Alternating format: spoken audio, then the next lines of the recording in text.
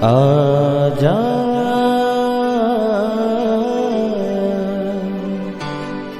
प्रभु यीशु के दर आजा,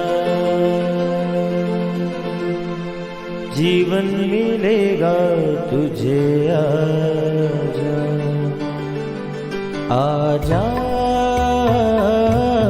प्रभु यीशु के दर आजा,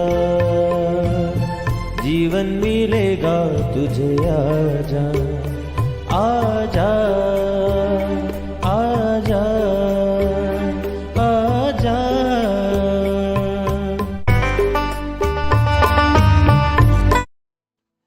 प्रेज द लॉर्ड एवरीवन। मैं pastor Kulbhushan Johar, Asian church of Christ Vancouver BC से प्रोग्राम नई जिंदगी की ओर में आप सबका बहुत बहुत स्वागत करता हूं। मैं उम्मीद करता हूं आप सब लोग अच्छे होंगे, तंदुरुस्त होंगे और परमेश्वर के कलाम में बढ़ रहे होंगे। तो आइए, हर बार की तरह परमेश्वर के कलाम में से सीखने से पहले, वचन को पढ़ने से पहले, आइए हम अपने सरों को झुकाएंगे, अपनी आंखों को बंद करेंगे। आइए हम प्रार्थना में जाएंगे। सर्वशक्तिमान परमेश्वर यीशु मसीह नासरी, हम आपका धन्यवाद करते हैं। आप अच्छे सच्चे जीवित परमेश्वर हैं, दुआओं को सुनते हैं। इस वक्त आपने हमें ये मौका दिया, हम आपकी हुजूरी में बैठ सकें, वचनों में से सीख सकें। होने दे कि जब आज आपके वचन हम पढ़ें, ये वचन हम सुने, ये वचन हम में से हर एक को नई जिंदगी के साथ जोड़ दे। कोई भी अंधकार की शक्ति इन वचनों के फलों को चुरा ना सके।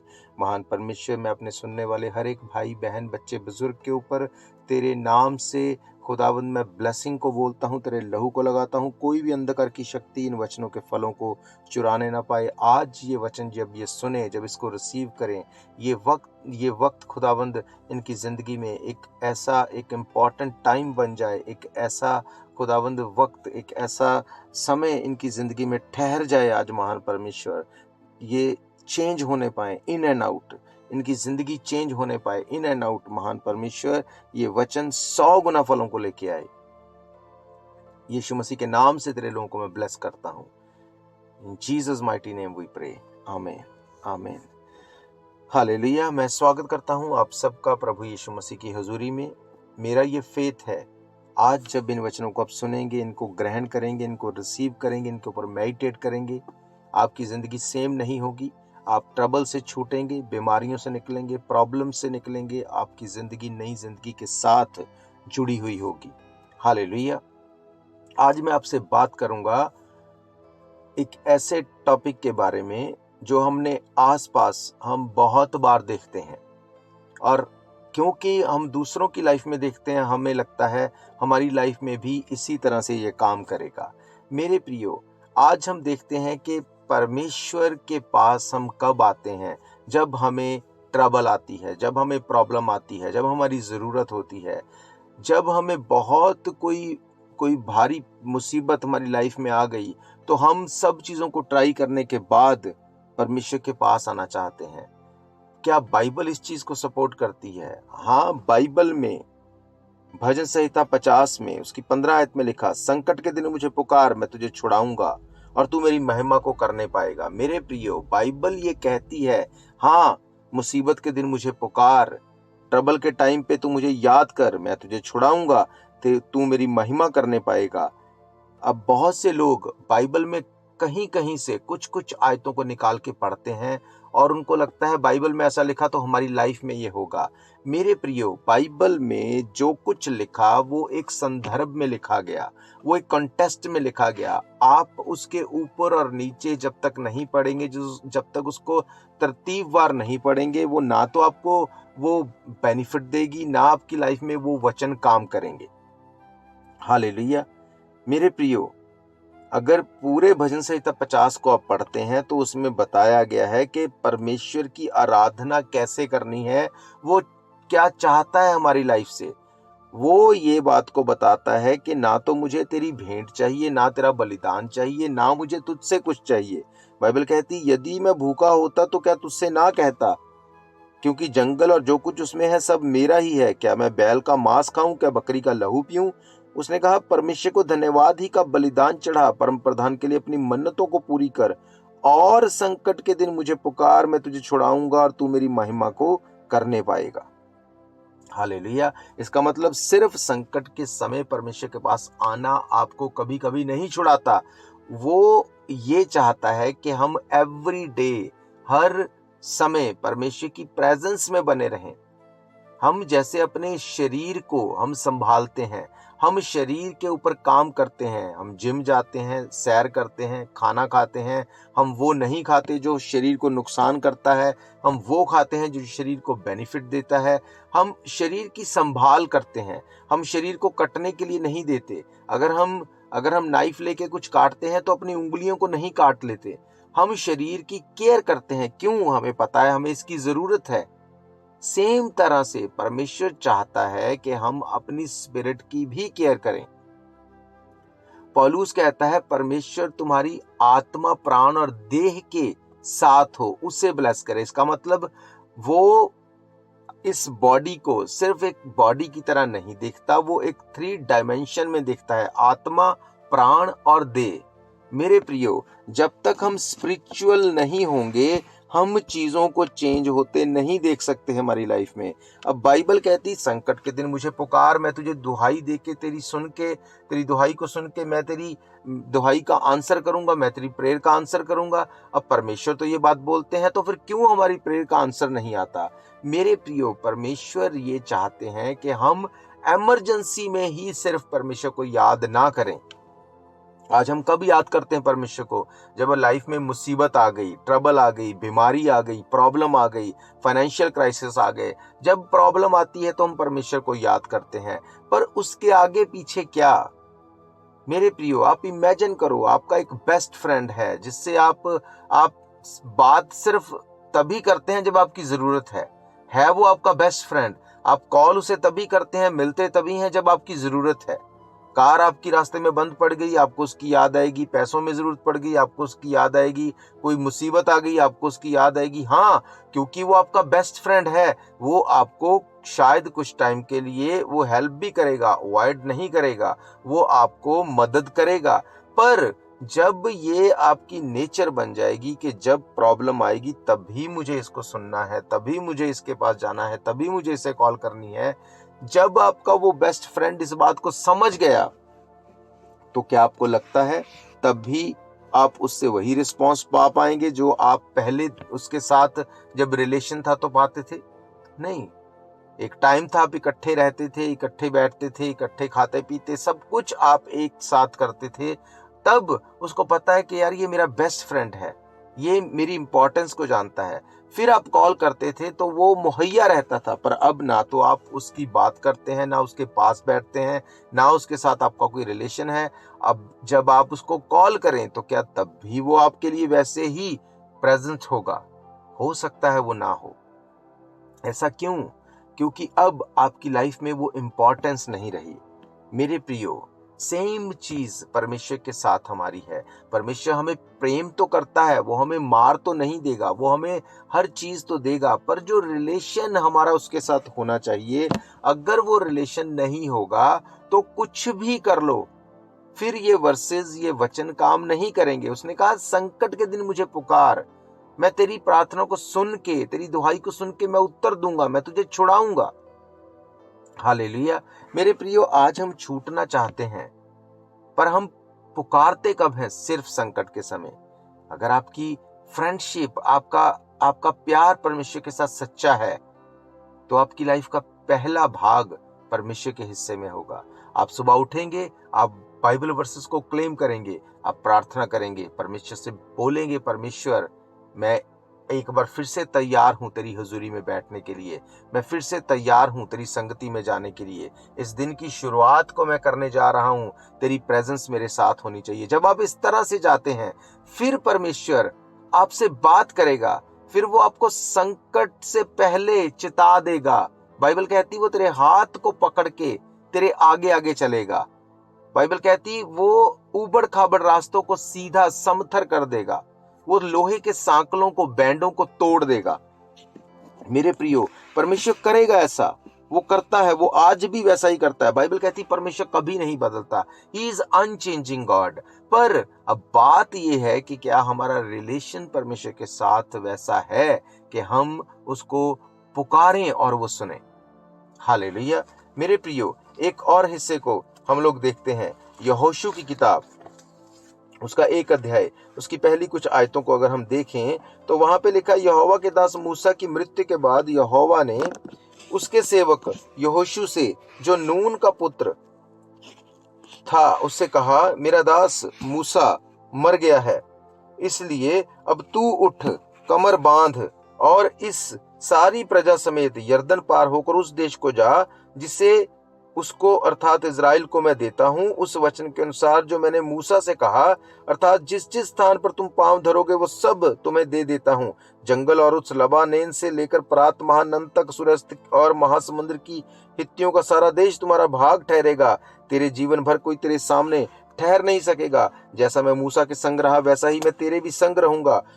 ना तो मैं तुझे धोखा दूंगा और ना तुझे छोड़ूंगा। इसलिए हियाव बांध कर दृढ़ हो जा, क्योंकि जिस देश को देने की शपथ मैंने तुझसे तेरे पूर्वजों से खाई, वो उसका तू अधिकारी इन्हें करेगा। इतना हो कि तू हियाव बांध, बहुत दृढ़ हो जा।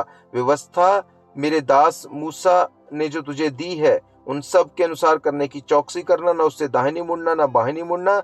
तब जहां जहां तू जाएगा वहां तेरा काम सफल होगा। व्यवस्था की ये पुस्तक तेरे चित्त से कभी ना उतरने पाए। इसी में दिन रात ध्यान दिए रहना, इसलिए कि जो कुछ इसमें लिखा है उसके अनुसार करने की तू चौकसी करे, क्योंकि ऐसा ही करने से तेरे सब काम सफल होंगे। तू बहुत प्रभावशाली होगा। क्या मैंने तुझे आज्ञा नहीं दी? हियाव बांध कर दृढ़ हो जा, भय न खा और तेरा मन कच्चा ना हो, क्योंकि जहां कहीं तू जाएगा वहां तेरा परमेश्वर यहोवा तेरे संग रहेगा। हालेलुया। मेरे प्रियो, बाइबल बताती है मूसा के बाद जब परमेश्वर ने यहोशू को चुना इजरायलियों को कनान देश में लेके जाने के लिए, बाइबल कहती है परमेश्वर ने यहोशू को बोला कि बहुत दृढ़ हो जा, तेरा मन कच्चा ना हो। जो मुसीबत तुझे दिख रही है उससे डर मत, क्योंकि मैं तुझे छुड़ाऊंगा। उसने कहा इसकी कंडीशन एक होगी कि ये व्यवस्था की ये पुस्तक, ये वचन, ये परमेश्वर के लोगोस वर्ड तेरी लाइफ का अटूट अंग हो। तू परमेश्वर के साथ अपने रिलेशन को बिल्ड कर।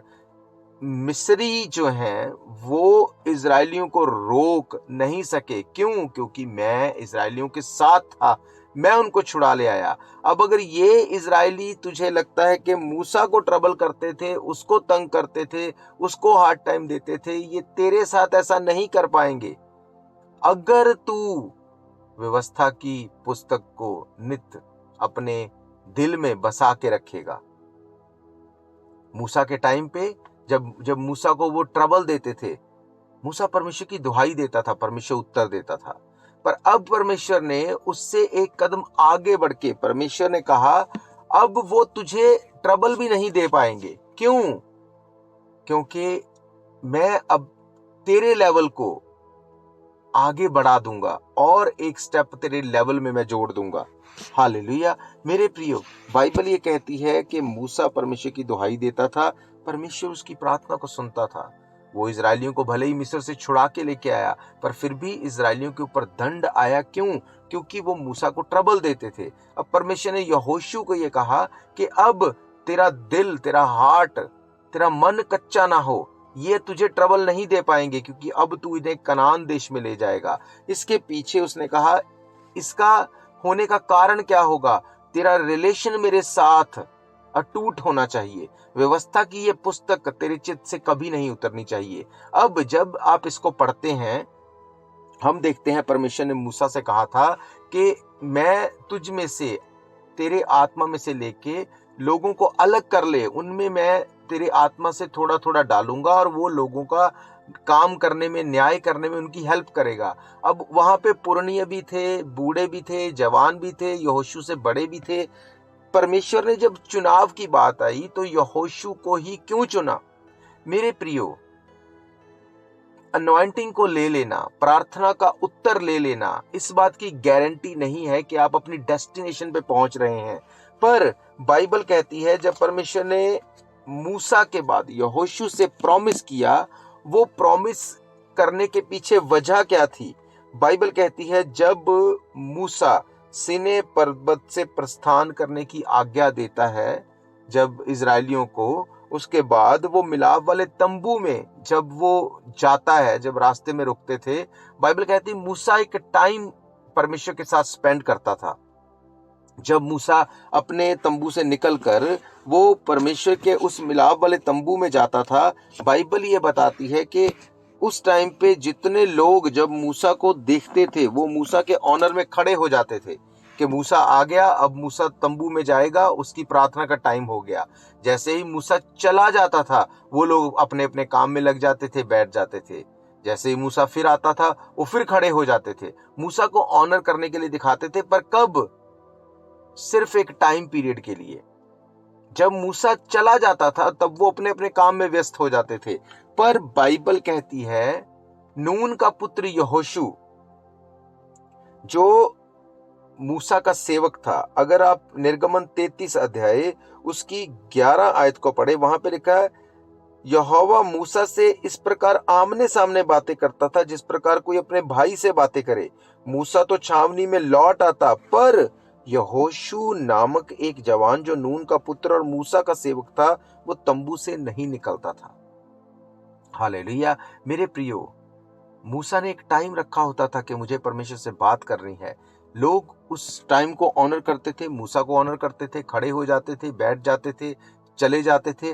पर नून का पुत्र यहोशू वो उस तंबू में ठहरा रहता था।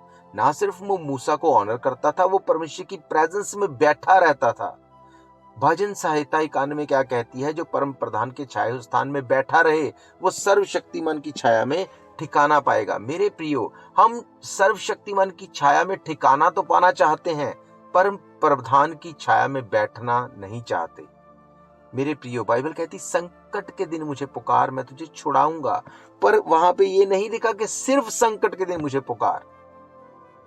जब हमारा रिलेशन होगा परमेश्वर के साथ, पर्सनल रिलेशन बिल्ड करेंगे। आज आप फोन करते हैं प्रार्थना के लिए, हम प्रार्थना करेंगे। ये हमारी जॉब है, ये हमारा काम है, ये हमारा फर्ज है आपके लिए हम प्रार्थना करें। प्रार्थना के बाद परमेश्वर आपको छुड़ाता है, आपकी जिंदगी में काम होता है। ढेरों गवाहियां सुनते हैं चर्च में, परमेश्वर काम करता है। पर मैं आपको ये भी बताना चाहता हूं, बहुत बार लोग प्रार्थना का उत्तर लेने के बाद फिर से ट्रबल में चले जाते हैं, फिर से वो फोन करते हैं। ऐसा क्यों?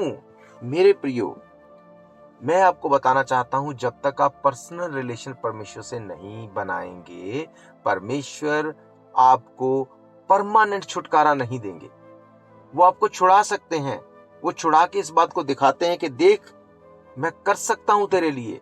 पर जब आप उसमें बने रहते हैं, अगर आप कार चलाने वाले हैं, अगर आप व्हीकल को चलाते हैं, आपकी कार बहुत बार जब थोड़ा लंबा चल जाए तो वो इधर उधर जाने लगती है, तब उसके टायर्स की लाइनमेंट होने वाली होती है। जब आप टायर के लाइनमेंट को कराते हैं, कार फिर से सीधी चलनी शुरू होती है।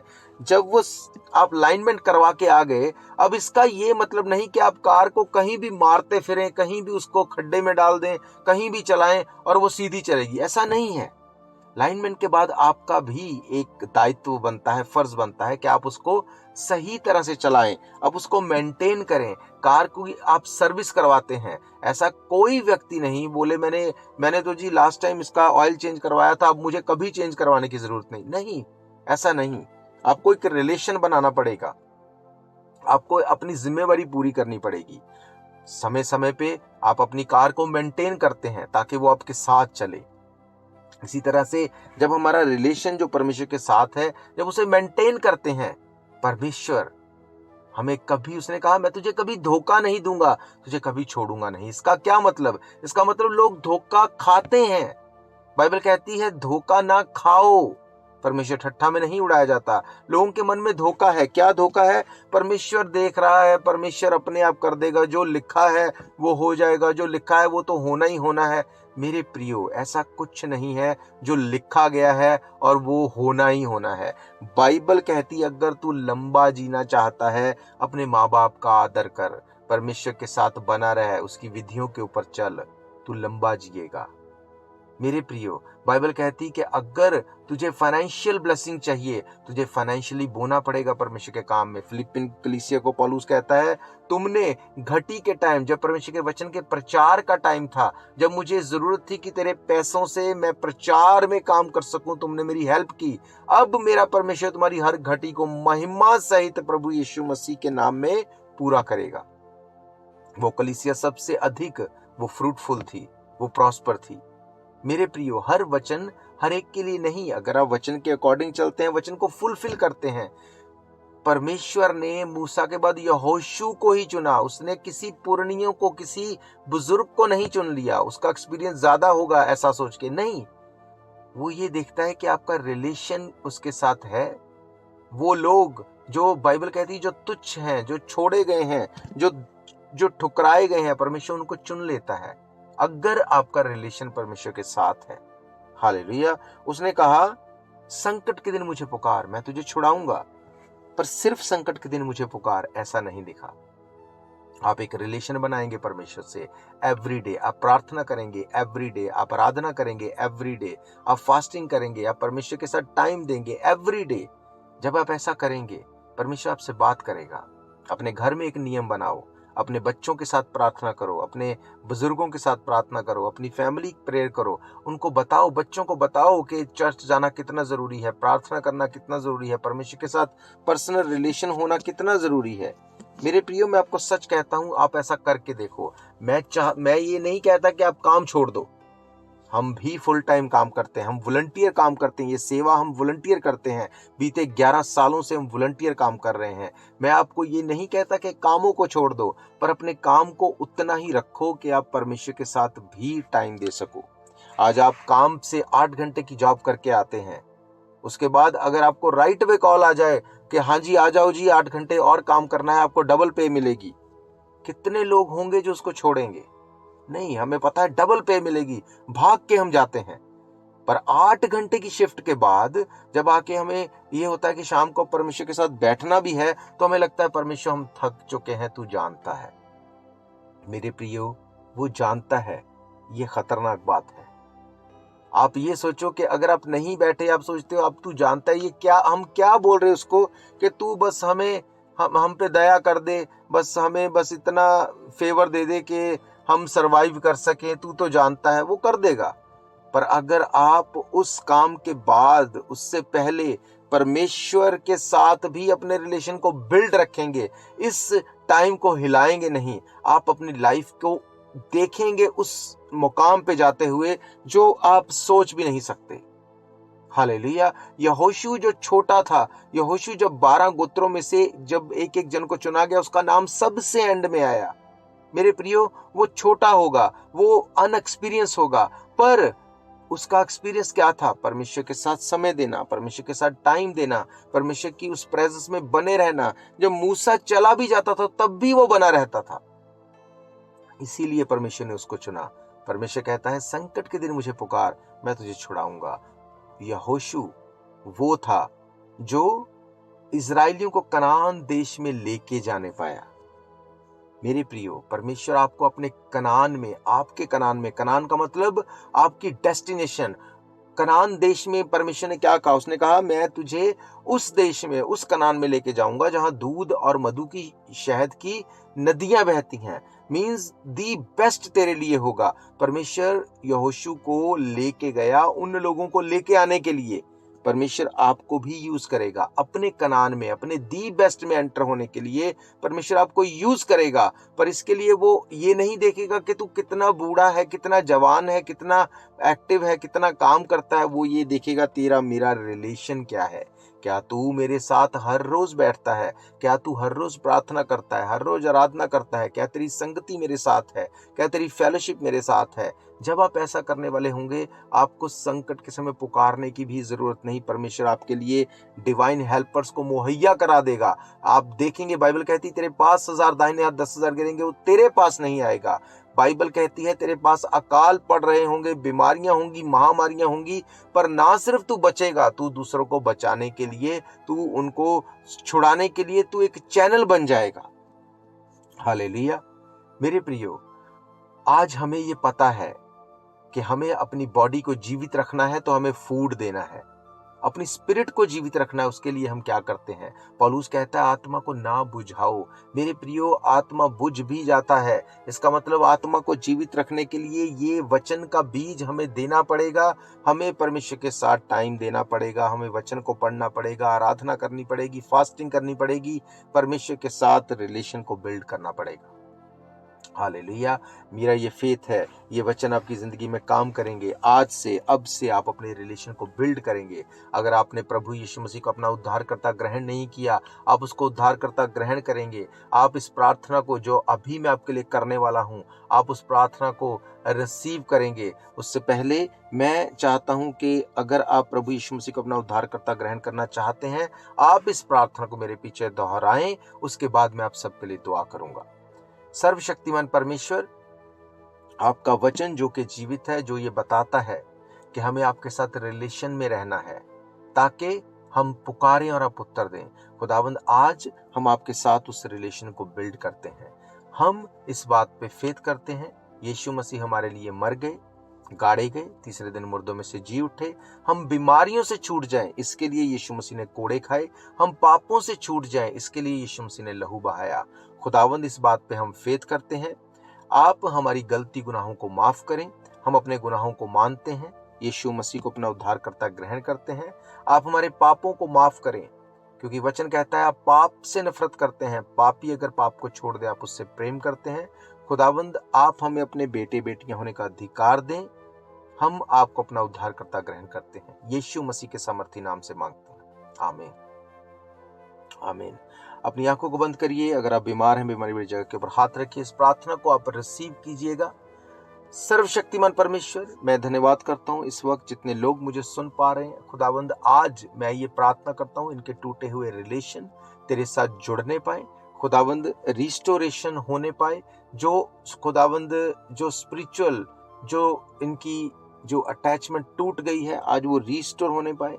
जितने लोग इस वचन को सुन रहे हैं, सब लोग तेरे साथ पर्सनल रिलेशन में जाएं। खुदावंद, ये टाइम तेरे साथ बिताने पाए ताकि जब ये पुकारें वो उत्तर आने पाए। महान परमेश्वर, मैं प्रार्थना करता हूँ जितने बीमार मुझे सुन रहे हैं, मैं इनकी हर बीमारी को डांटता हूँ, चाहे वो लहू बहने की बीमारी हो, वो स्किन के रोग हों, वो खुदावंद अर्थराइटिस हो, हड्डियों के रोग हों, वो खुदावंद खून के रोग हों, वो कैंसर हो, वो एड्स हो, वो अधरंग हो, वो अडीमा हो, वो कोई भी बीमारी क्यों ना हो, मैं यीशु मसीह के नाम से हर बीमारी को डांटता हूँ। यीशु मसीह के नाम से इनकी हर ट्रबल को डांटता हूँ। मैं यीशु मसीह लहू को लगाता हूं, इन्हें हील होने के लिए, मैं डिलीवर होने के लिए मांग लेता हूं। खुदावंद, तेरे लोग आजाद होने पाए, क्योंकि तू जीवित परमेश्वर है, दुआओं को सुनता है। मैं खुदावंद घोषणा करता हूं ये लोग हील हैं और डिलीवर हैं। खुदावंद, मैं प्रार्थना करता हूं आप इनको छुएं, इनकी पर्सनल गवाही इनकी लाइफ के ऊपर खड़ी होने पाए। मैं यीशु मसीह के लहू को इनके ऊपर लगाता हूं और बड़ी गवाही को इनकी लाइफ में मांग लेता हूं। यीशु मसीह के सामर्थी नाम से मांगते हैं, आमीन आमीन। मेरा ये विश्वास है ये वचन आपकी जिंदगी में 100 गुना फलों को लेके आएंगे। अगर आपने अपनी गवाही को लिया है, आप हमें कांटेक्ट कर सकते हैं अपनी गवाही को शेयर करने के लिए। प्रार्थना के लिए भी आप कांटेक्ट कर सकते हैं। नंबर आप जानते हैं 7788922250। इतवार को चर्च में आकर अगर आप सभा अटेंड करना चाहते हैं, हर इतवार दोपहर 1 बजे परमेश्वर के भवन में हम मिलते हैं। एड्रेस आप जानते हैं 660 east 51st Avenue, Vancouver, BC। तो हम फिर मिलेंगे परमेश्वर की हुजूरी में। God bless you all. शायद ये मौका होगा आखिरी, तुझको बुला रहा है नासरी। धोखा ही धोखा संसार है, प्रभु यीशु का सच्चा प्यार है।